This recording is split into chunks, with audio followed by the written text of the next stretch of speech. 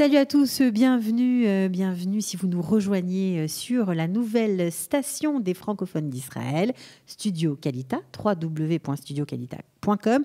Je suis avec Gamliel Gotshel du CNEF. Bonjour Gamliel. Bonjour Cathy.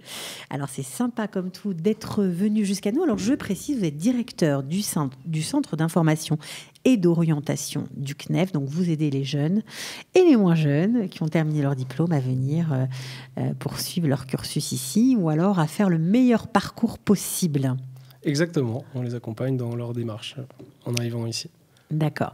Alors aujourd'hui on va parler d'un sujet important, intéressant, compliqué, pas toujours évident, puisqu'il s'agit des experts comptables.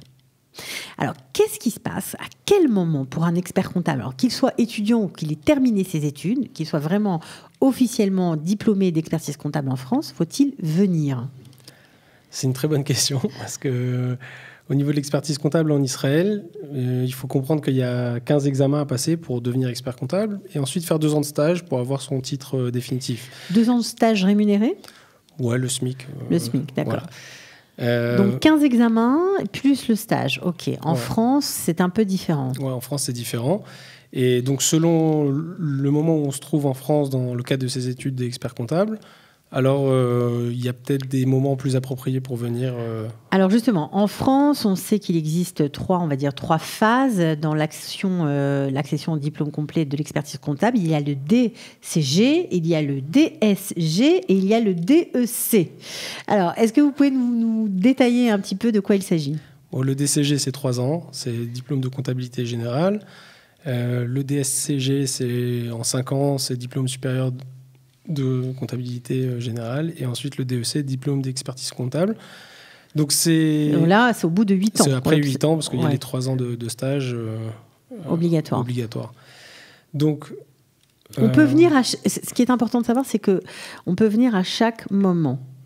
On peut venir à chaque moment, mais il y aura plus ou moins d'examens et de temps de stage à faire selon le moment où on arrive. Alors, disons, pour ceux qui sont DCG, après 3 ans d'études en France, s'ils viennent, qu'est-ce qui les attend?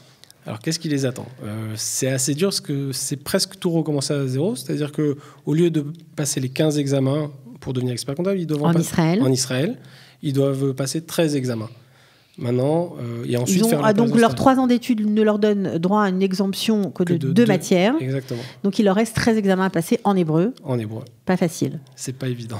Maintenant, il existe quand même certaines passerelles, notamment à Bar-Ilan, qui donnent un cours de 2 ans et demi intensif, de 7 semestres, qui font valider ces 13 matières. Donc c'est déjà encadré. Donc après une licence, et comme le DCG équivaut à une licence dans le domaine, il permettrait d'avoir justement ces 13 examens validés, pris dans une structure déjà existante à l'université de Bar-Ilan. C'est une des possibilités. D'accord, mais ce n'est pas forcément un calcul génial par rapport aux autres possibilités. Ça dépend de la volonté de venir. Si la personne elle est très motivée, elle ne veut pas attendre plus, ça peut être une bonne opportunité. Maintenant, il y a peut-être des moments plus opportuns. Oui. Bon, en même temps, on recommence à zéro, on maîtrise l'hébreu, le vocabulaire technique vraiment parfaitement, quoi. C'est un avantage. Clairement. D'accord. Alors, qu'est-ce qu'il se passe après 5 ans d'études, quand on a fini son diplôme de DSG en France? SCG. DSG, pardon. Non, DSCG. Ah, pardon, DSCG. Ok, j'ai oublié une lettre, c'est pas grave. Donc, DSCG en France après 5 ans d'études. Donc, qu'est-ce qu'on peut faire ici? Alors, ici, ça devient un peu plus avantageux parce que sur les 15 examens, il n'y en a plus que 5 à passer en arrivant en Israël. Ces 5 examens, on peut les préparer, on verra, soit seul, soit avec des cours particuliers, soit des cours qui peuvent être financés. On va peut-être en parler un peu après. On peut en parler maintenant. Alors, c'est financé par le ministère d'Aklita, j'imagine? Alors, c'est le ministère d'Aklita qui prend en charge la rémunération, le financement en fait plutôt de ces formations. De ces formations. Maintenant, elles sont à des rythmes très espacés dans le temps. C'est souvent soit une matière par semestre, il faut voir des fois une matière par an. Donc pour passer ces 5 matières, ça peut prendre beaucoup de temps. Même 2 ans, 3 ans? Ouais.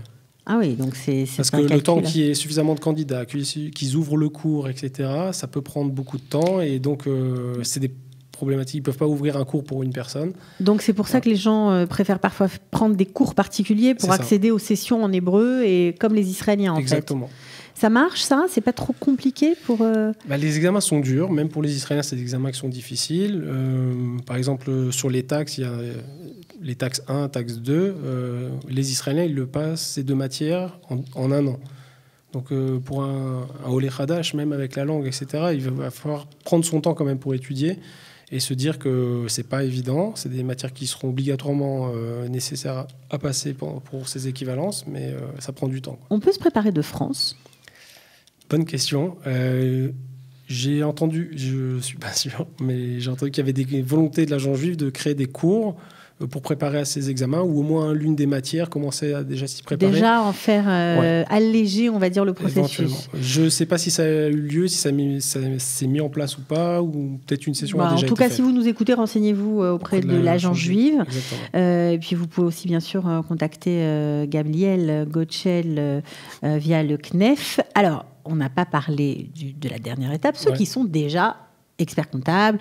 Ils ont bien sûr obtenu leur diplôme après 8 ans d'études et de stages, tout cumulé, et ils travaillent, ils ont de l'expérience professionnelle. Qu'est-ce qui se passe pour eux quand ils arrivent en Israël? Alors, ils auront quand même des examens à passer, puisque la comptabilité, c'est pas la même entre la France et Israël. Donc, il y a une nécessité de connaître ce monde-là. Donc, sur les 15 examens, ils n'en auront plus que 4 à passer. Donc, il leur reste 4 examens à passer qui sont nécessaires et ils ne pourront pas y échapper.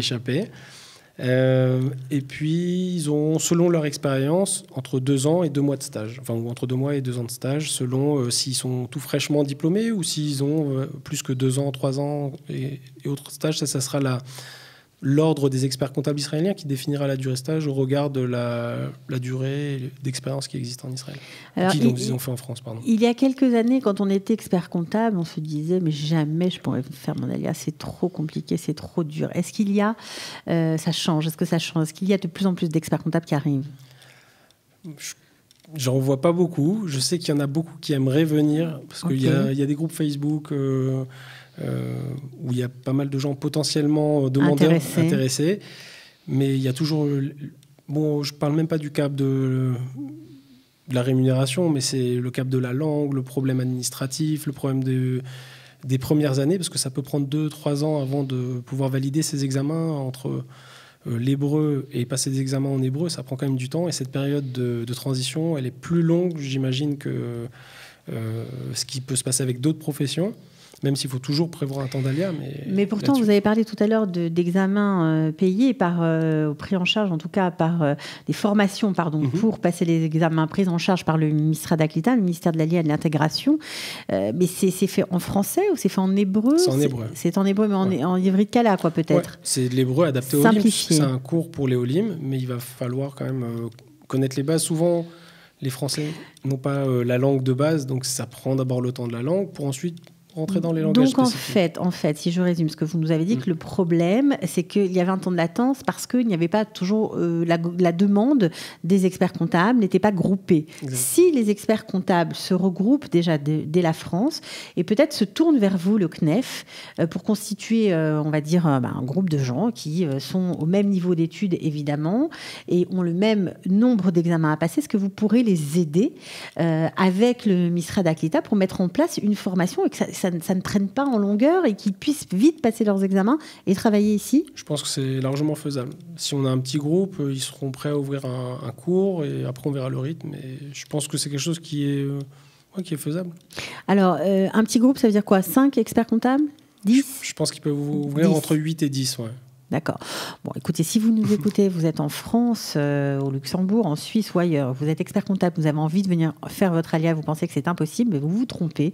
C'est possible. Donc, on peut donner un numéro de téléphone, une page Facebook, un endroit où on peut vous contacter. Le plus simple pour me contacter, c'est par mail. info@knef.org, cnef.org. Ok, vous pouvez la redire parce qu'elle est un peu compliquée. Vous avez un truc plus simple? Facebook, peut-être? Non, Facebook. Ça ne marche pas. Non, ça ne marchera pas, mais info@knef.org. D'accord. Sans S. Ouais, sinon, sur la page du CNEF, vous demandez... On peut les recontacter. On pourra me recontacter par là, quoi. Voilà, donc si vous avez raté l'émission sur les experts comptables, vous pourrez l'écouter en replay sur www.studioqualita.com. Merci beaucoup, Gamiel Gottschel. Vous pouvez aussi bien sûr contacter Gamiel, il se fera un plaisir de vous répondre. Donc on espère avoir un petit peu déblayé le sujet et vous donner bien quelques pistes pour savoir comment réaliser votre alia dans ce domaine. Merci beaucoup, Gamiel. Avec plaisir. Et on parlera, je crois, des pharmaciens la prochaine fois. C'est ça même.